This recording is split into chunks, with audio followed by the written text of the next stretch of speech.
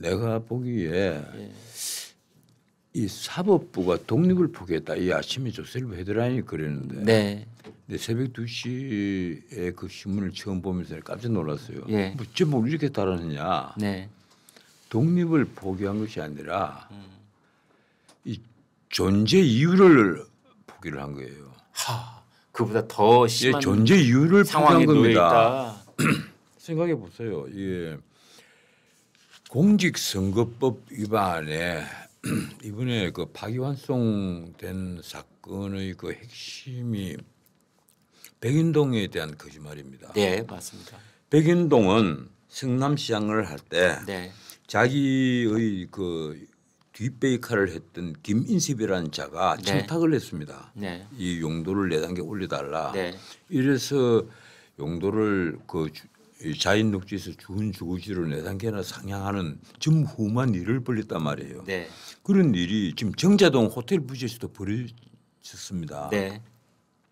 뭐 어떻든 그 청탁에 의해서 그런 일이 벌어진 이 희대의 그 독직 사건을 두고 네.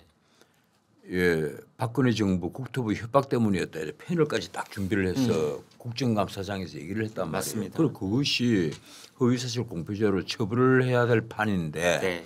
그건 정말 국민을 속이는 거예요. 네. 말이 안 되는 일이란 말이에요. 그런데 그걸 2심에서 어긴 표명이다. 네. 이래서 무죄를 선고한 거 아니에요. 네. 그 대부분에서 이건 말이 안 된다. 이래서 파기환송을 했는데 이 중대한 사건 만약에 정말 이재명 후보가 청탁을 받고 자인녹지에서 주은 주거지로 4단계 상향을 시켜주는데 본인이 사인을 했다면 네. 그건요 공직에서 일체의 공직에서 다 물러나야 됩니다. 대통령 후보가 된다는 것 자체가 말이 안 되는 거예요. 예. 민주당 사람들 가슴에 손 얹고 생각을 해보세요.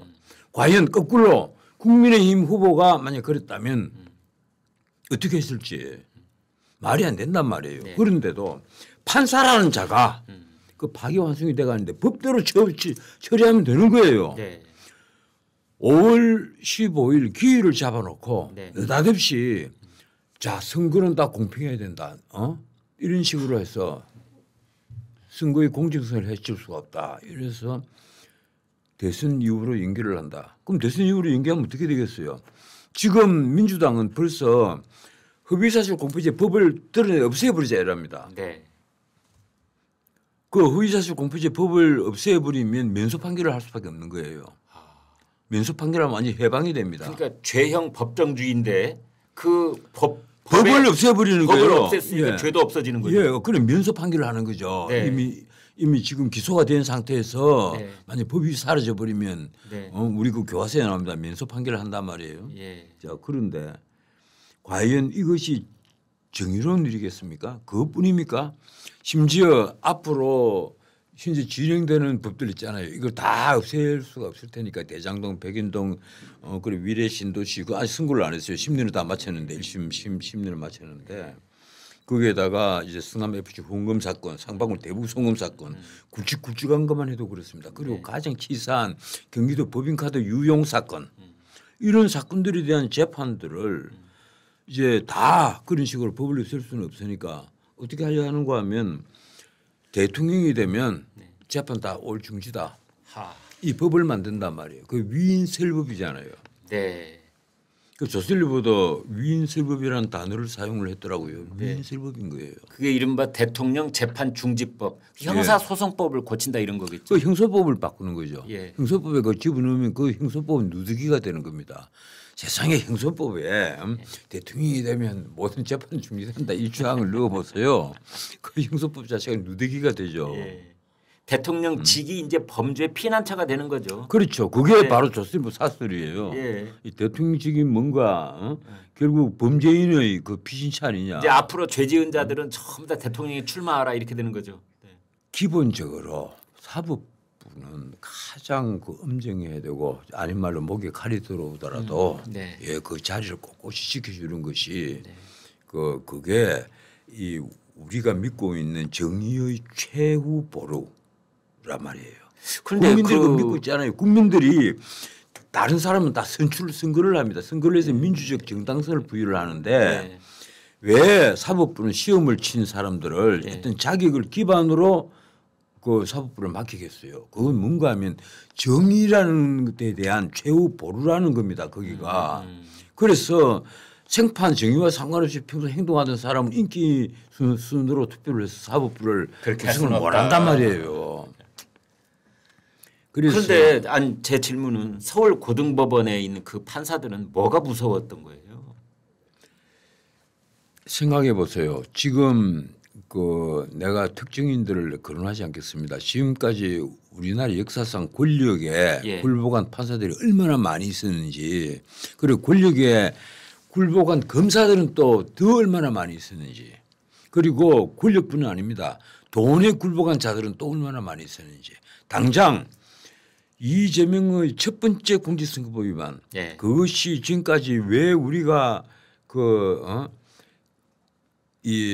그걸 결국은 무죄를 받았잖아요. 여러분 여기서 구별을 잠깐 지어드리겠습니다. 이재명의 첫 번째 공직선거법 위반 그것도 허위사실 공표였는데요. 그건 형님 정신병원에 강제 입원과 관련돼서 거짓말한 것이고 지금 문제가 되고 있는 것은 백현동 부지 용도 4단계 상향 조정한 것을 박근혜 정부의 국토부 협박 때문이라고 한 거짓말 사건인 겁니다. 양쪽 다 거짓말이긴 한데 한 번 거짓말 첫 번째 거짓말은 형님 정신병원 강제 입원 관련 거짓말. 이번 건은 백현동 용도 그것뿐 아니라 김문기도 있죠. 김문기 처장을 몰랐다는 거. 몰랐다고 한 것까지 포함된 이제 이 구별을 지어서 말씀 주신 거예요. 그 첫 번째 걸 이게 2심에서 벌금 300만 원으로 올라갔는데 그게 군수은리가 김만배가 그 방에 일주일에 한 번씩 들락날락 했잖아요. 네. 총 그 8번을 들락날락 했단 말이에요. 네. 그래서 전원 합의체로 돌리고 결국은 그 무죄 취지에 파기환송을 하고 바로 그 다음 날 마지막으로 김만배가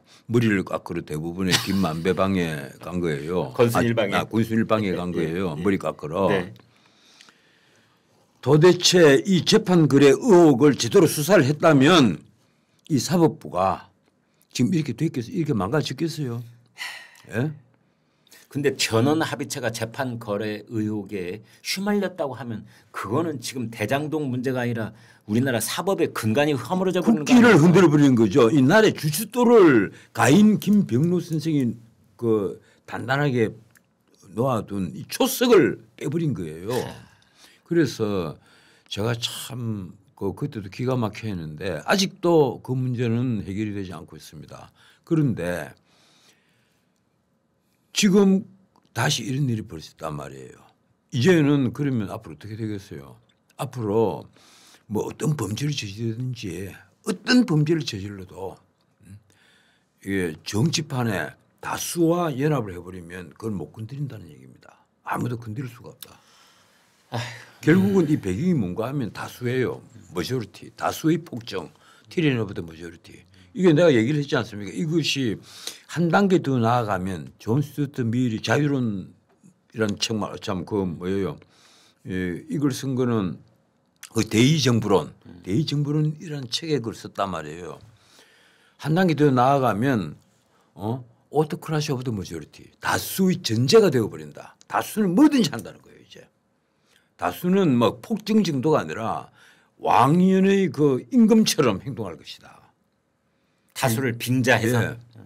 모든 것을 결정하고 안 되는 것도 다 만들어버리고 지금 그렇잖아요. 지금 이재명을 위해서 법을 바꿔버리겠다. 이거 얼마나 놀라운 발상입니까? 당장 나는 민주당 지금 의원들 171명의 그 의원실까지 포함하면 171명인데 그 의원들이 정말 간이 크다는 생각을 해요. 역사 앞에 자기들 이름이 어떻게 지킬지 뻔히 알면서 어떻게 이렇게 행동을 할 수가 있느냐. 난 정말 간이 큰 게 아니냐. 근데 그럼에도 불구하고 왜 여론조사만 하면은 이재명 후보는 40% 후반대의 지지율을 얻고 있는 겁니까? 왜? 글쎄요. 그래서 이제는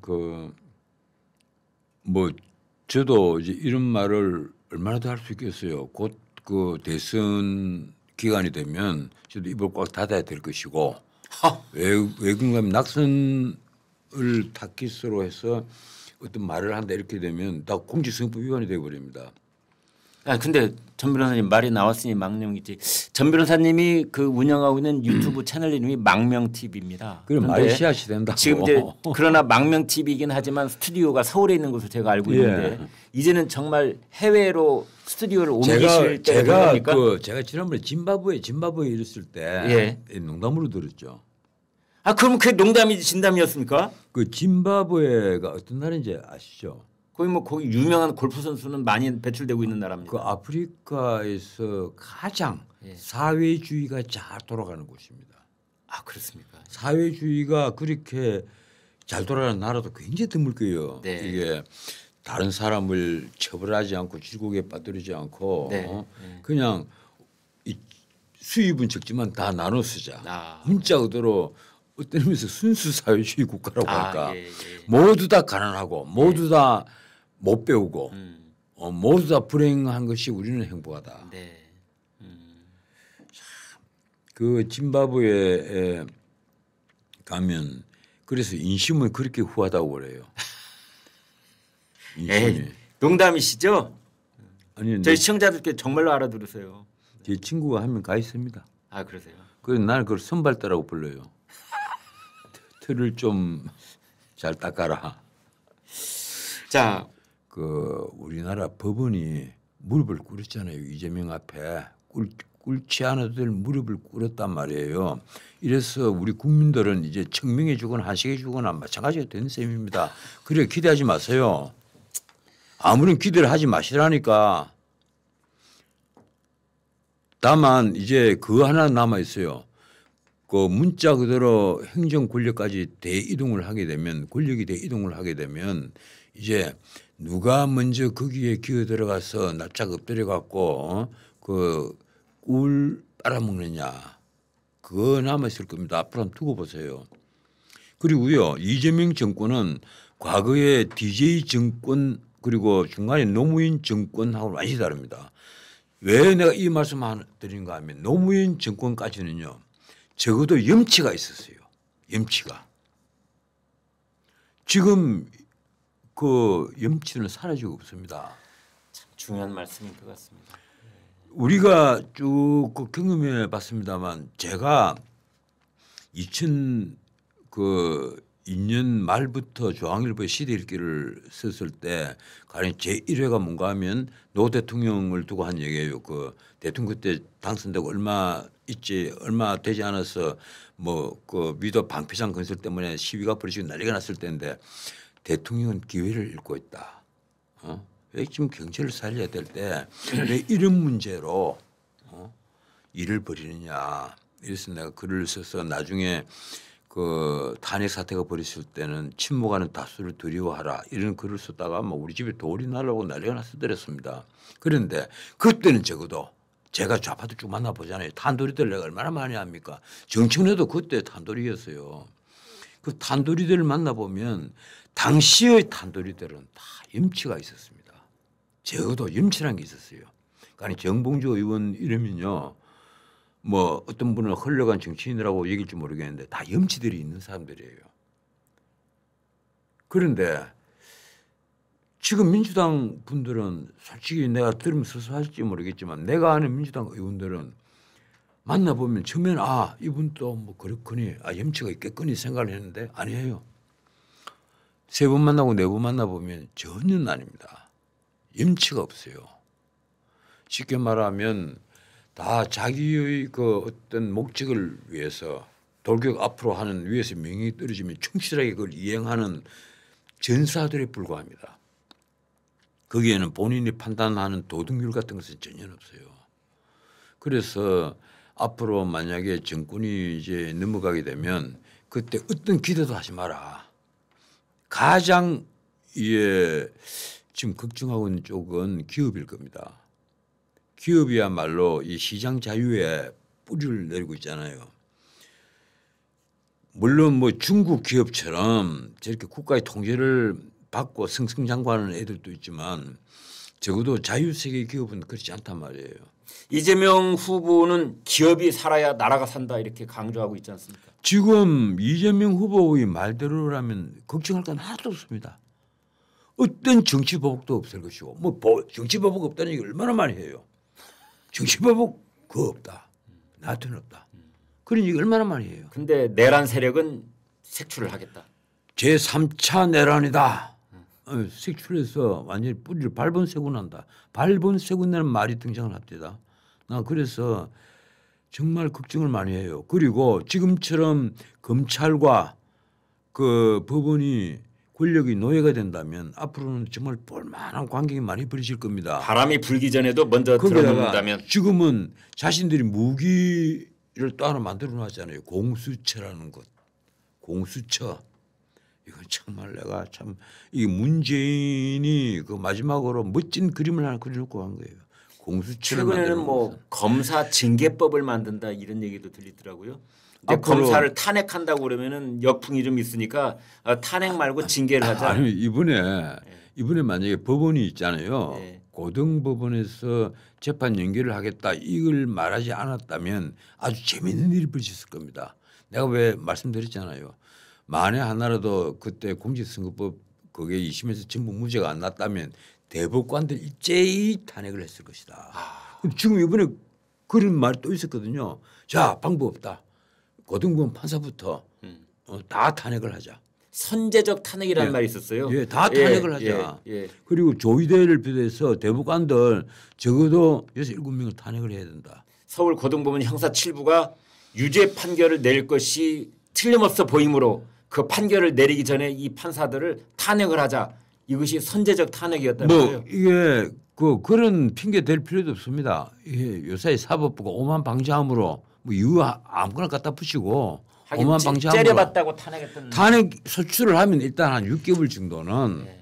그냥 집에서 애나 보고 있어야 되니까. 일국의 법무장관을 자기네들 당 대표 쪽을 향해서 눈을 이제 크게 떴다고 그걸 핑계 삼아서 째려봤다고 예, 째려봤다고. 그런 거잖아요. 예. 그래서 박승재 법무장관이 예. 탄핵을 딱 당해가지고 결국은 헌법재판소에서 기각 판결을 받기는 했습니다만은 아무튼 그동안의 직무가 정지가 됐던 거죠.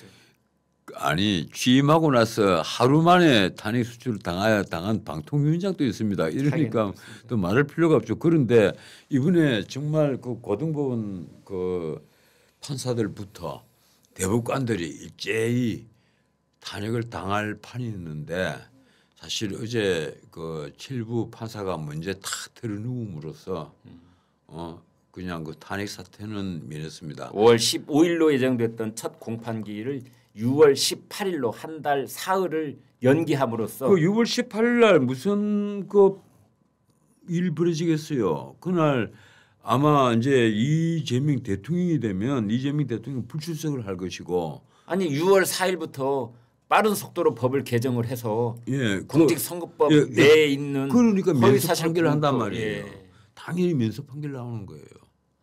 그리고 그 아무도 거부권을 행사할 수가 없을 테니까 아니 거부권은 예. 본인이 주고 있는데 예. 뭐 그러니까 이제 재미있는 일들이 수없이 벌어질 거예요. 정말 맘먹으면 못할 예. 일이 없게 되는 거예요. 칼 포프가 그 선거론에 기억을 하는데 이 제 책에는 써놨는데 저도 책 쓴 지 오래돼 갖고 예.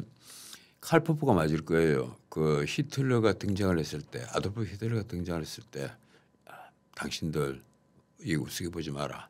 멀지 않아 이 기업의 현관에 거미줄이 쳐질 것이다.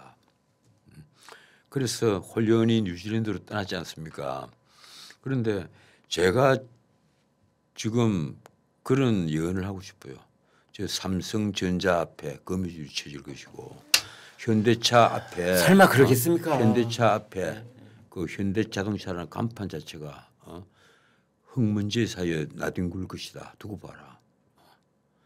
그 날이 멀지 않았다. 설마 그런 날이 오리라고요. 아돌프 히틀러가 집권했을 때 아무도 그럴 수가 있겠다 이러지 않았습니다.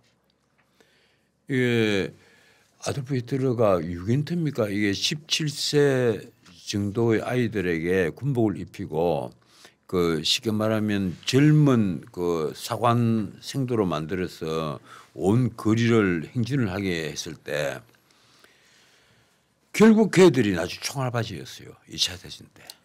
결국 걔들이 총알바지였단 말이에요. 그렇게 됐어요.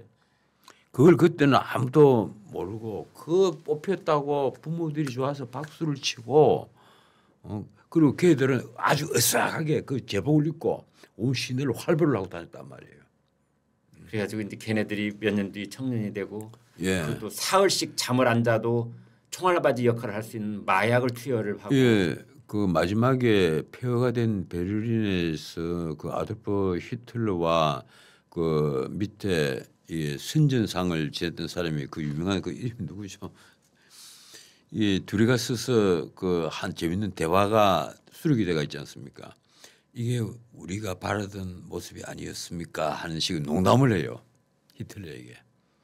히틀러가 빙긋이 웃고 그리고 그날 이제 권총으로 자살을 하죠. 자기가 키우는 개를 먼저 쏘아 죽이고 자기의 그 브라운이라는 그 이제 뭐 아내라고 해야 합니까? 쏘아 죽이고 마지막에 자기가 죽죠.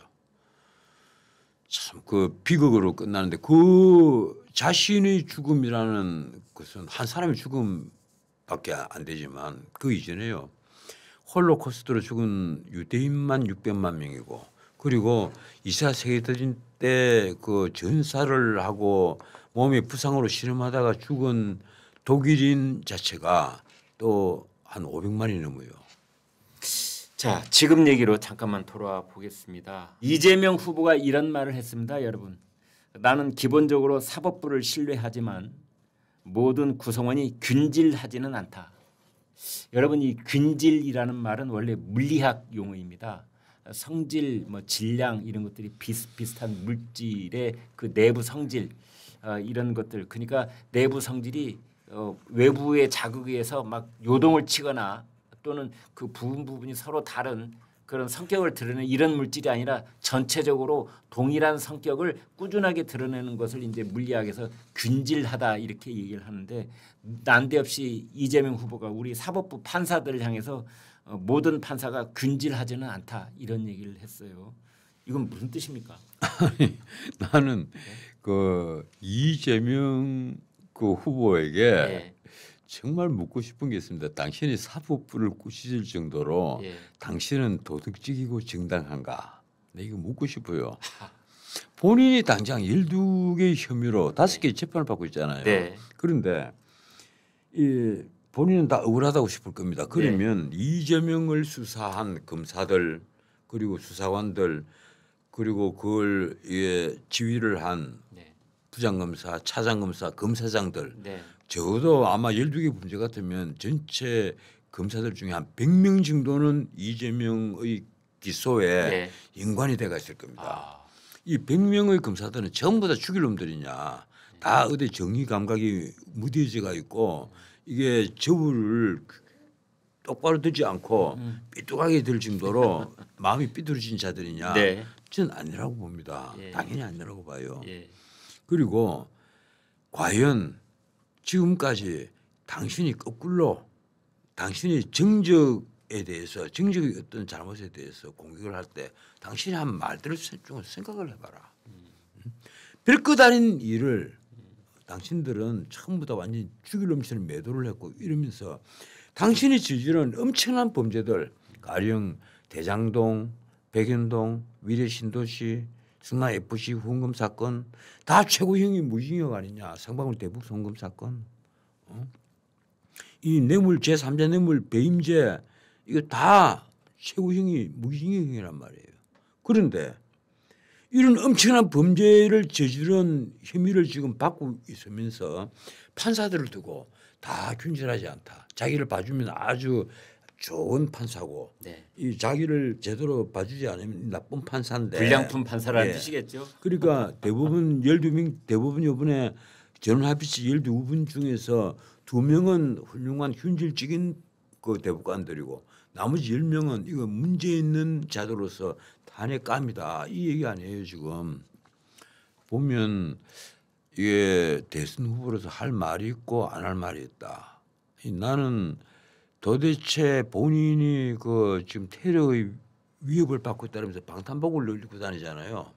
그렇대요. 그런데 누구로부터 테러 위협을 받는지 예. 이게 수사 당국에 고지를 해야 되잖아요. 네. 그리고 우리 국민들이 또 고지를 해야 되고. 왜 수사당국에는 수사 의뢰를 안 하는 겁니까? 글쎄 말이에요. 그래서 나는 이게 지난번에는 러시아제 권총을 수입하려고 했던 뭐 밀수하려고 했던 정보사 출신 뭐 장교들이 뭐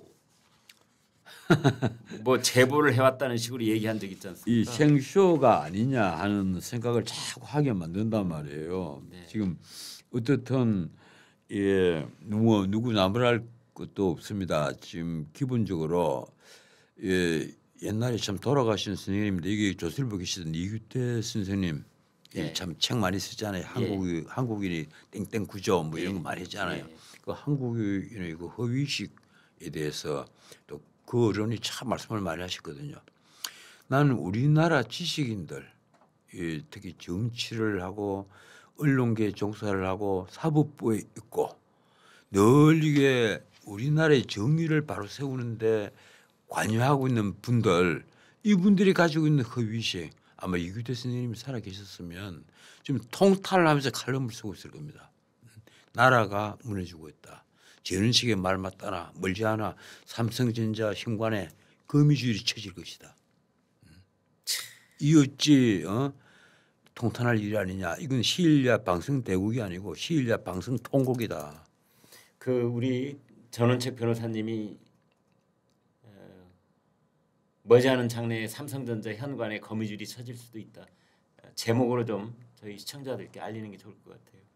그런데 지금 민주당에서는 다음 주 14일 대법원장 청문회를 하겠다고 그랬어요.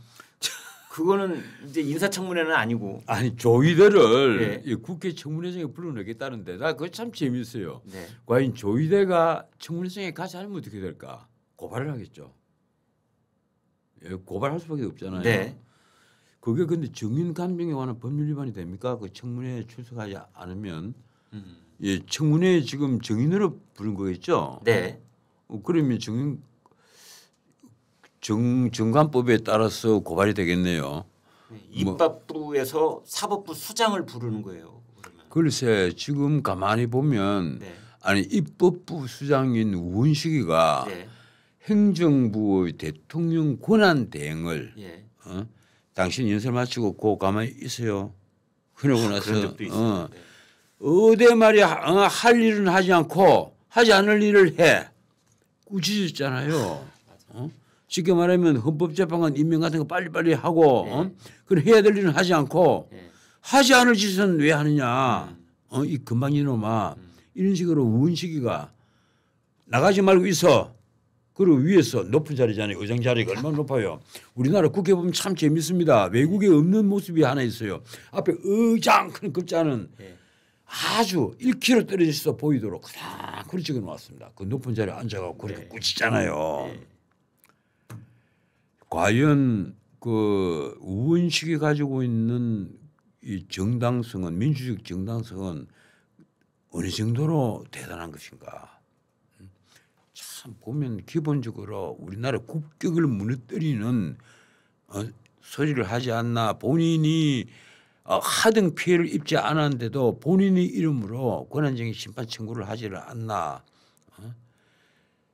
나는 보면요. 이 권력 앞에 국회의장 자리에 오른 사람이 권력 앞에 그냥 어떻게 하면 더 충성을 할까. 이걸 고민하는 것처럼 보인단 말이에요. 내 눈에는. 그렇게 비치는 거예요. 우원식 국회의장도 한때는 대권의 욕심을 가져 봄직한 그런 어떤 지지율을 보인 적이 살짝 있었잖아요. 짧은 기간 동안. 그래서 자기 아우도 만들었잖아요. 월담. 이런 월담이라는 아우까지 만들지 않았습니까? 참 보면요. 네. 이게 나는 정치하는 사람들이 왜 이게 그 막스 베버가 이 소명의식의 정치라는 책에서 썼죠. 이 소명의식과 균형 감각, 열정 이게 참 중요한 건데 소명의식이 결국 그 책 읽어보면 그거예요. 자기 희생이에요. 어떻게 자기 희생 정신을 가지느냐. 이 올바른 정치라는 것이 결국 보면 자기를 희생해 나가는 과정이에요. 자기가 어떤 권력을 잡겠다 하는 입신양명에 휘황끼면 절대로 좋은 정치가 안 나옵니다. 그래서 정상배와 정치인은 구분을 해야 되는 거예요. 정상배는 다음 선거를 생각하지만 정치인은 다음 세대를 걱정한다. 지금 나와 있는 대권 후보들 중에 누가 정치인이고 누가 정상배입니까? 글쎄요. 나는 지금 한덕수, 김문수는 두 분 다 그 미래 세대를 고민하는 것은 맞다는 생각을 해요. 예. 그런데 그 주변에 있는 인간들이 결국은 그 자신들이 내일 그게 바로 다음 선거란 말이에요. 자신들이 내일을 걱정한다. 생각한다. 네, 시청자 여러분, 오늘 전원책 변호사가 나오셔서 이런저런 이야기를 그 배경에 관한 통시대적 고찰과 여러 가지 인문교양학적 그런 그 인용을 계속 해가면서 해설을 해주셨습니다. 전원책 변호사께 지금 저희 시청자들께서 어제 오늘 이런저런 일 때문에 마음 둘 곳 몰라 하시는 분들이 많이 계십니다. 그분들 위해서 마지막 한 말씀 부탁드리겠습니다. 카메라 저 앞에 있습니다. 예, 그 시청자 여러분, 그 많은 분들이 그 양상훈 주필이 얘기했던 똑같은 얘기를 합니다. 이 보수 인사들 중에 절박함이 없다. 그 말을 참 많이 하거든요. 그런데 그렇지 않습니다. 다 절박합니다. 절박하면서도 사실은 그걸 제대로 그 힘을 함께 뭉쳐서 끌어내지 못하는 데나 문제가 있다는 생각을 많이 합니다. 제가 늘 하는 얘기가 있지 않습니까? 내일은 멋진 하루가 될 테니까 오늘 우리가 걱정을 좀 덜고 조금 걱정을 옆에 밀어놓고 살아갑시다. 방법이 없습니다. 저 이민 가지 않습니다.